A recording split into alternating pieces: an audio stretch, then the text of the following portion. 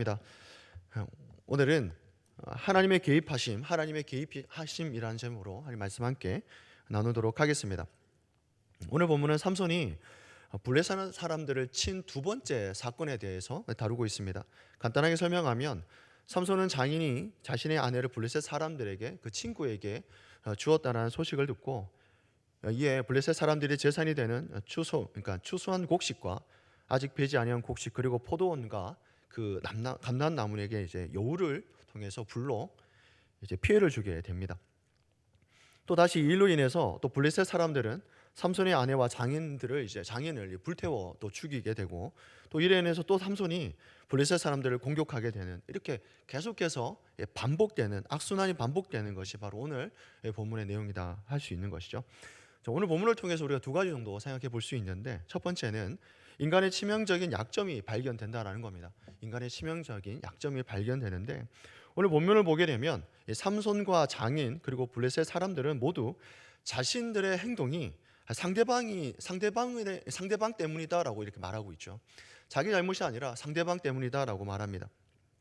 사사기 15장 2절에서 12절까지를 살펴보게 되면 이런 내용들이 이제 반복되는 걸 보게 되는데 내가 그를 심히 미워하는 줄 알고 이렇게 얘기합니다. 장인이 삼손에게 너가 그렇게 하는 것을 보고 이런 식으로 말을 하죠.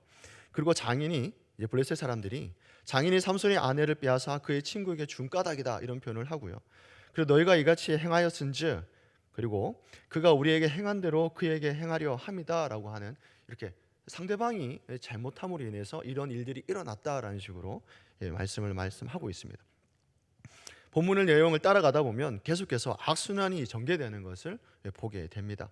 그 이유를 설명한다면 삼손이 블레셋 사람들에게 수수께끼를 이제 그 전장을 보게 되면 이제 수수께끼를 냈기 때문이고 수수께끼의 답을 알아내기 위해서 이 사람들이 이제 그 삼손의 아내를 협박했기 때문이고 삼손의 아내가 수수께끼의 답을 이제 블레셋 사람들에게 알려주었기 때문이다라는 것이죠. 또 삼손이 화를 내면서 아내를 놔두고 떠났기 때문이고 또 삼손의 장인이 삼손의 아내를 다른 사람에게 주었기 때문이다라는 겁니다. 또 삼손이 여우를 이용해서 블레셋 사람들의 밭에 불을 질렀기 때문이고 또 블레셋 사람들의 손으로 잡으러 몰려온 것은 삼손이 블레셋 사람들을 또 죽였기 때문이다라고 하는 것이죠. 여기서 우리가 알 수 있는 게 뭘까요? 모두가 상대방의 잘못이다라는 겁니다. 그 원인 자체가 상대방에게 있다라고 하는 것이죠. 상대가 이와 같이 이렇게 했기 때문에 저런 일들이 일어났다라고 본문은 계속해서 우리에게 말씀해주고 있습니다. 사람의 치명적인 약점이 아닐 수 없습니다. 인간의 어떤 그 죄된 본성을 가진 인간의 모습들이 사사기를 통해서 잘 드러나고 있습니다. 사사기는 인간의 죄된 본성을 계속해서 선명하게 드러내 보여주고 있습니다. 내가 잘못은 없고 모두 상대방의 잘못이다라고 하는 것이죠. 사사기 15장 이제 오늘 보면 사사기 15장 9절과 이제 10절을 보게 되면 블레셋 사람들이 유다에 몰려와서 레이에 진을 치게 됩니다. 유다 사람들이 그들에게 이제 자신들을 공격하는 이유를 묻게 되죠. 이제 그들이 삼손을 잡으려는 이유는 삼손이 자신들에게 행했던 것을 그대로 갚아주기 위함이다라고 말을 합니다. 그러니까 복수의 고리가 계속해서 이제 이어지는 것을 보게 되는 것이죠. 그렇습니다. 우리에게도 이런 죄된 본성이 있습니다. 나의 죄를 보기보다는 상대의 죄를 먼저 보게 된다라고 하는 것이죠. 우리가 보통 생활하다 보면 나의 죄를 보다는 상대방의 죄가 먼저 보이는 경우가 많이 있지 않겠습니까? 나의 죄를 먼저 돌아보기보다는 상대의 죄를 먼저 들춰내는 그런 습성들이 우리 안에 있습니다. 그건 당연히 이제 인간의 본성이 있다라고 하는 것이죠. 그렇습니다. 신앙의 성숙은 남을 탓하기보다는요, 나 자신의 허물을 먼저 돌아본다고 합니다. 그리고 어떤 이제 복수를 계속해서 이어가기보다는 그 복수를 이제 끊어내는 것인 거죠. 우리가 신앙이 성숙한다라는 건 다른 의미가 있지 않습니다. 나 자신의 죄를 돌아보는 것이고 누군가가 나에게 해를 끼친다 하더라도 그것을 용서하고 덮어 주는 것이죠. 복수의 고리를 끊어내는 데 있습니다. 분명 그런 뭐 원수나 나를 해롭게 하거나 방해하는 사람들에 대해서는 우리가 뭐 내 힘으로 어떻게 할 수 있는 것이 아니라 그건 또한 하나님께 맡기는 것이죠. 하나님께 맡김으로 인해서 그것이 하나님으로 인하여 모든 상황들이 진행되도록 맡겨드리는 것, 이것이 신앙의 성숙함이다라고 하는 것이죠. 오늘 본문은 그것을 우리에게 잘 말씀해 주고 있는 것 같습니다. 또 하나 우리가 생각해 보고 수 있는 것은요, 둘째는 하나님의 임재를 인식하지 못하는 이 삼손을 보게 된다라는 겁니다. 하나님이 함께 하심을 경험하고 있음에도 불구하고 그 경험을 인식하지 못하는 삼손의 모습을 보게 되죠. 삼손의 최대의 비극이 무엇일까요? 그렇습니다. 삼손의 최대의 비극은 자신과 함께하고 있는 그 하나님을 인식하지 못하는 데 있다라고 하는 겁니다. 삼손은 그 인생에 개입하신 하나님의 임재를 인식하지 못하고 있습니다. 사사기 14장 4절입니다. 우리 4절을 함께 읽도록 하겠습니다. 4절 읽겠습니다. 그때 블레셋 사람이 이스라엘을 다스린 까닭에 삼손이 틈을 타서 블레셋 사람을 치려 함이었으나 그의 부모는 이 일이 여호와께로부터 나온 것인 줄을 알지 못하였더라. 우리 전의 장 이제 14장에 대한 내용인데 여기에 보게 되면 삼손이 틈을 타다 이런 표현을 쓰고 있습니다. 삼손이 틈을 타서라는 부분이 있는데 원문을 보게 되면 그가 이 틈을 타서가 됩니다. 이찬수 목사님의 이번만 나를 강하게 하사라고 하는 그 책의 내용을 보게 되면 이 부분을 이렇게 해석을 합니다. 대부분의 학자들은 여기에 나오는 그가 삼손이 아니라 여호와 하나님으로 보고 있다라고 하는 것이죠. 삼손이 아니라 하나님이다라고 봅니다. 그러니까 삼손이 어처구니 없는 삶, 삼손의 어처구니 없는 삶이나 철없는 그런 행동들이 있지 않겠습니까? 그런 삶에 하나님께서 그 틈을 보고 계신다라는 것이죠. 그러니까 그렇게 연약하고 부족해 보이는 그 삼손의 그 빈틈을 하나님께서 계속해서 보고 개입하신다라는 말입니다. 하나님께서 우리의 미숙한 부분에 관여하셔서 당신의 선한 뜻을 그 연약한 부분을 통해서 사용하신다라는 말입니다. 오늘 보면 사사기 15장 우리 14절에서 16절입니다. 우리 함께 읽도록 하겠습니다. 시작하시겠습니다. 삼손이 레이의 이름에 블레셋 사람들이 그에게로 마주 나가며 소리 지를 때 여호와의 영이 삼손에게 갑자기 임하심에 그의 팔 위에 밧줄이 불탄 삼과 같이 그의 결박되었던 손에서 떨어진지라. 삼손이 나귀의 새턱뼈를 보고 손을 내밀어 집어들고 그것으로 천명을 죽이고 이르되 나귀의 턱뼈로 한 더미 두 더미를 쌓았으며 나귀의 턱뼈로 내가 천명을 죽였도다 하니라. 아멘.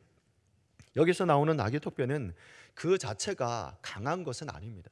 나귀의 턱뼈가 강하면 얼마나 강하겠습니까? 단지 이제 하나님의 능력을 이제 보여주기 위한 특별한 도구가 바로 이 나귀의 턱뼈라고 하는 것이죠. 근데 삼손이 뭐라고 말하냐면 16절에 제가 한번 읽어드리겠습니다.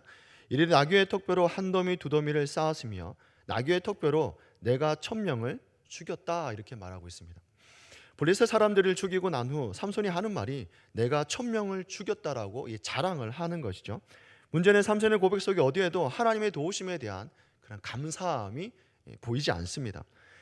그는 자신의 힘으로 적들을 물리쳤다라는 생각에 사로잡혀 있었고 자신의 자랑에만 몰두하고 있는 그런 삼손의 모습을 보게 되는 것이죠. 그런데 이 장면은 삼손이라고 하는 한 인물의 그리고 연약한 그의 삶 속에 하나님이 어떤 순간에 함께 하시고 개입하셨는지 이제 보여주는 장면으로도 우리는 보게 됩니다. 삼손은 끊임없이 자신을 드러내고 자기를 자랑하고 자기가 잘했다고 하는데 우리는 잘 알고 있지 않습니까? 그 이면에 누가 있다라는 것이죠. 하나님께서 그 연약한 인생 가운데 개입하셔서 그를 도와주고 계신다라고 하는 겁니다. 근데 누가 모르고 있습니까? 삼손 자체, 한 삼손만 그 사실을 모르고 있다라고 하는 것이죠. 삼손의 인생의 고비고비마다 순간순간마다 하나님께서 함께 하시고 개입하시는 모습이, 그리고 나귀의 턱뼈를 가지고 천명을 죽이는 이 장면이나 철없이 이방 여자에게 빠져서 이상한 짓만 하는 그 삼손의 삶에 하나님께서 그 틈을 비집고 개입하셨다는 것을 오늘 본문은 잘 말씀해 주고 있습니다. 그 사실은 삼손만 모르고 있는 것이죠. 그렇습니다. 우리 연약한 삶에 하나님께서 개입하신다는 그 사실에 우리는 위로가 되는 것이죠. 지극히 자식이 중심적인 삶의 어떤 삼손의 삶에 개입하신 하나님께서 삼손의 삶에도 그렇게 개입하셨다면 오늘 우리의 삶에도 하나님께서 개입하지 않으시겠냐 하는 것이죠. 당연히 하나님도 우리의 연약함 또 우리의 부족함들 가운데 하나님 지금도 우리의 삶에 개입하신다라고 하는 겁니다. 이와 같은 방식으로 나의 삶에도 일하시고 계심을 우리가 믿기 때문에 오늘 우리가 살아가는 것 아니겠습니까? 우리가 잘 알고 있겠지만 삼손은 심한 갈증으로 인해서 하나님을 다시 찾게 되는 것이 그 후반부의 내용에 나오게 됩니다. 자신이 경험한 큰 구원이 하나님께서 하신 일이라고 다시 고백하게 되죠. 그것이 바로 이제 부르짖는 자의 삶이라고 해서 에나꼬레라고 하였습니다. 위급한 지경에 처해서야 자신의 능력으로 생존할 수 없는 그런 의존적 존재임을 그가 다시 한번 깨닫게 되는 것이죠. 이것이 바로 삼손이 이 명확하게 인식해야 할 자신의 위치였다라고 하는 겁니다. 우리의 위치도 그렇습니다. 내 힘으로, 내 능력으로 우리가 이 삶을 살아가는 거 아니지 않겠습니까? 끊임없이 하나님을 의존하며 살아가야 되는 것이 바로 우리의 위치라고 하는 것이죠. 그렇습니다. 하나님 우리의 인생 고비고비마다 순간순간마다 함께 하시고 개입하시는 분이십니다. 오늘도 우리의 삶을 다스리시고 개입하시는 그분을 의지하면서 오늘 하루도 또 승리하며 살아간 저와 성도님 되시기를 주 예수 그리스도의 이름으로 축원합니다. 아멘. 기도하시겠습니다. 사랑의 하나님, 감사와 찬양 올려드립니다. 날마다 새벽을 깨우고 기도하는 당신의 백성의 삶을 축복하여 주옵소서. 저들의 앞날과 자녀들에게 복을 더하여 주시고 늘 은혜 가운데 있게 하여 주시고 날마다 하나님 은혜를 베풀어 주옵소서. 하나님, 우리는 죄된 본성을 가진 자의 연약한 존재입니다. 제 앞에 나의 연약함을 인식하고 그 연약한 가운데 찾아오시고 개입하시는 그런 하나님을 기대하며 소망하며 살게 하여 주시옵소서. 기도 제목들이 있습니다. 하나하나 들으시고 응답하여 주시옵소서. 감사와 찬양을 올려드리며 예수 그리스도의 이름으로 기도드리옵나이다. 아멘.